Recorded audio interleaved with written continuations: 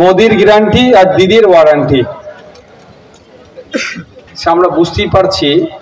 দেখবেন একটা সময় ছিল 7 বছরের ওয়ারেন্টি বা গ্যারান্টি বলে পাকা টাকা হ্যান ত্যান, জানেন তো, বাড়িতে থাকতো না। আমরা ওই অত বছরের গ্যারান্টি বলে আমরা কি নিতাম অনেক ক্ষেত্রে। কি দেখেছি 7 বছর পরে না দোকান খোলা ছিল, যে দোকান থেকে মালটা কিনেছিলাম 7 বছরের পরে বা 6 বছরের মাথায় খারাপ হলে গেলে কি হতো, দোকান থাকতো তো আর দোকান খুঁজে পেতাম না, বা নিয়ে গেলে দোকানদার বলতেন আমার মাল নয়। ঠিক এই গ্যারান্টি ওয়ারেন্টি হচ্ছে। আপনাদের মনে আছে 2016 সালে ফ্রিডম 251 বলে একটা মোবাইলের বুকিং চলছিল? অনেকের মনে নাই। ফ্রিডম 251 নেটে সার্চ করুন, গুগলে সার্চ করুন। 2016 থেকে 2021 এর মধ্যে প্রায় 7 কোটি 35 লক্ষ বুক হয়েছিল। দামটা কত ছিল এবার মনে পড়ছে কি আপনাদের? অনেকদিন হয়ে গেছে না, 8 বছরের কথা মনে পড়ছে না, একটু গুগলে গেলে বুঝতে পারবেন। হ্যাঁ বুক হয়েছিল তো, অনেকে বুক করেছিলেন তো। কই গ্যারান্টি এখন কোথায়? ভ্রষ্টাচার হবে না, না খাউঙ্গা না খানে দুঙ্গা। যে বলেছিলেন এই 7 কোটি 35 লক্ষ মানুষের যে বুকিং করেছিল পিস, কত টাকা রিটার্ন পেয়েছে বা কতজন মোবাইল হাতে পেয়েছে? Is this guarantee? প্রশ্ন করবেন না? বলেছিল ক্ষমতায় নিয়ে আসলে ডলারকে ছুঁয়ে টাকা উড়ে ডলারের থেকে বেশি হয়ে যাবে, এই ধরনের কথা বলেছিল না?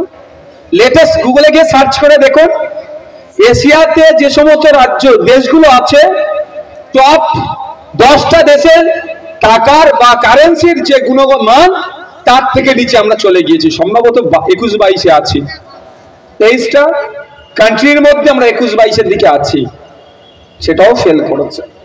বলেছিল নোটবন্দির কথা, নোটবন্দিতে যদি সাকসেস না আমরা হয়, চৌরাস্তায় উনি কি বলেছিলেন, কি নিয়ে নেবেন আপনারা বলুন না, ভুলে গেছেন নাকি?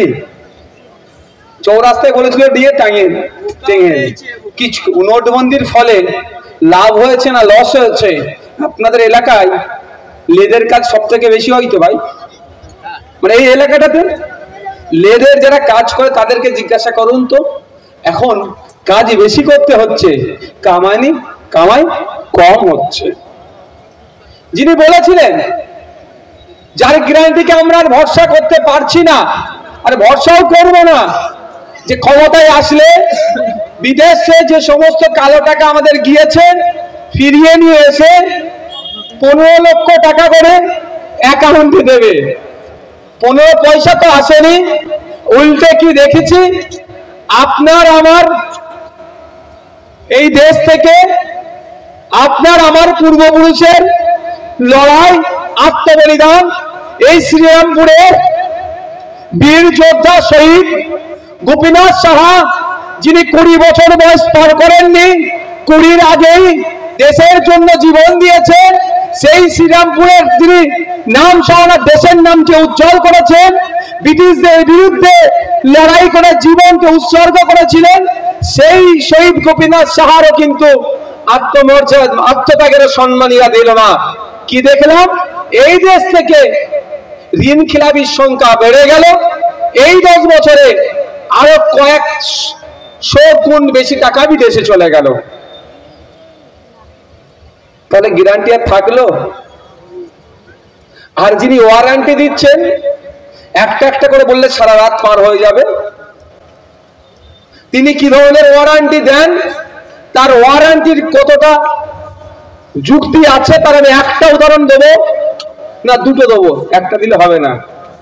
প্রথম কথা হচ্ছে 2021 সালে নির্বাচনের সময় তিনি বলেছিলেন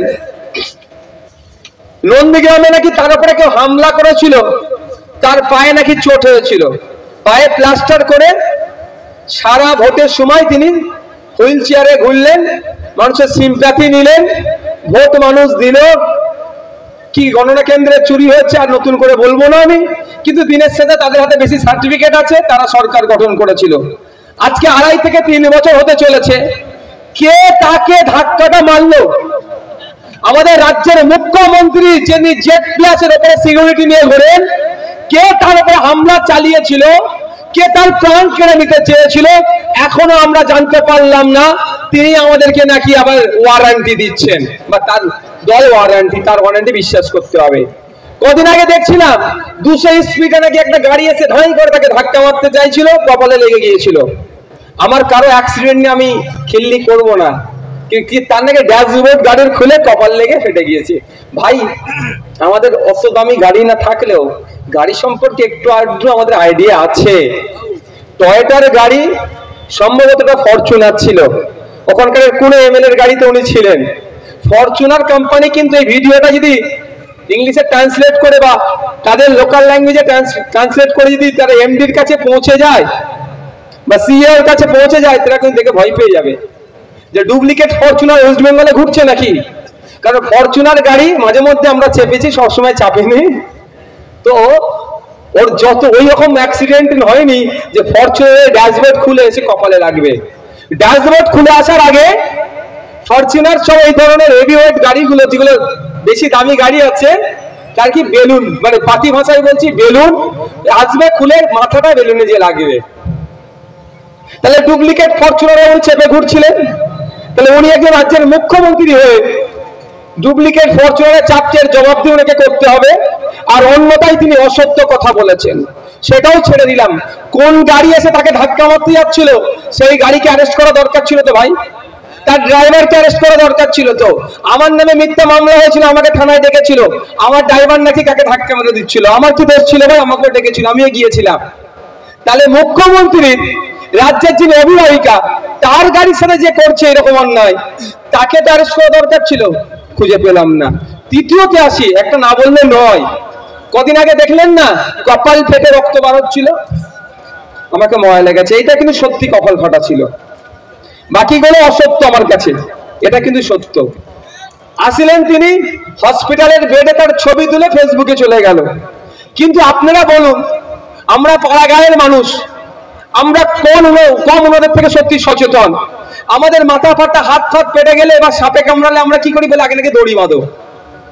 কিন্তু এটা দড়ি বাঁধাটা নয়, 100 মিনিটের মধ্যে সাপের, যে সাপ কামড়েছে অ্যান্টিভেনাম দিলে হয়ে যাবে, দড়ি বাঁধলে কোনো কাজ হয় না সেই অর্থে। কিন্তু আমাদের প্রচলিত কথা, এটা বলছি না। কারো হাত কেটে গেলে, কারো মাথা ফেটে গেলে আমরা কি করি? টানা নাকড়া কাপড় যা পায় একটু জড়িয়ে দিয়ে তারপরে ডাক্তারখানে নিয়ে যাই তো, হসপিটালে। তাহলে রাজ্যের মুখ্যমন্ত্রী যিনি জেড প্লাস নিয়ে ঘোরেন, তার মাথা ফেটে গেল।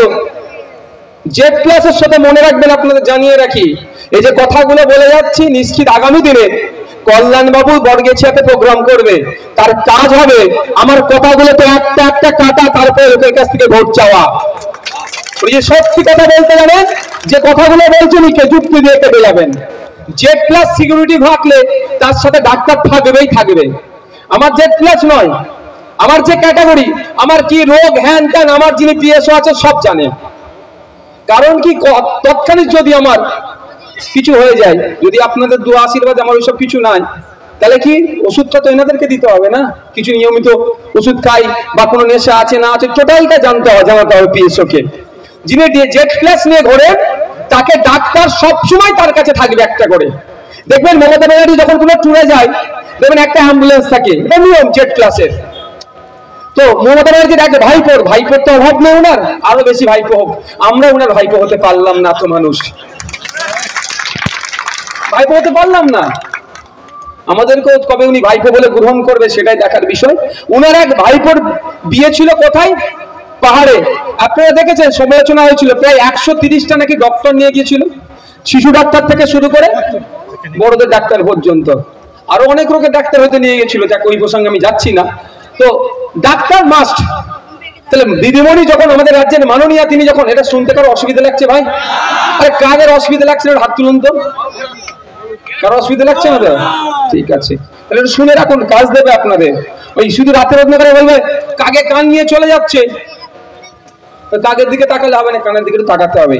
তো জেড প্লাসের ডক্টর থাকে, তাহলে উনি একে, আর ডক্টর যখন তাকে ফার্স্ট এড তো ওখানেই হয়ে যেত, আমি এসএসকেএম এ নিয়ে যে বেডে শুয়ে ছবি তুলে তারপরে ট্রিটমেন্ট করার প্রয়োজন ছিল? এটা অন্যায় হয়েছে, আমি এগুলো ছেড়ে দিলাম। এবার বলুন আপনারা, ওয়ারেন্টির কথা বলছে, তিনি তার পরিবারের কাছ থেকে সুরক্ষিত তো? যখন বলেছিল 200 স্পিডের গাড়ি নিয়ে এসছে, অনেক কথা বলেছিলেন। যখন নন্দীগ্রাম নিয়ে অনেক কথা বললেন, কিন্তু বাড়ির মধ্যে কি ঘটনা ঘটলো সে কথা আজ পর্যন্ত বলছে না। এই ওয়ারেন্টি তো অভিষেক বাবু দিচ্ছেন ওনার পিসির হয়ে। এই ওয়ারেন্টি গ্যারান্টি নিয়ে আজ চলবে না, বাস্তবের ফিল্ডে থাকতে হবে, দায়িত্ব নিতে হবে অভিষেক বাবুকে।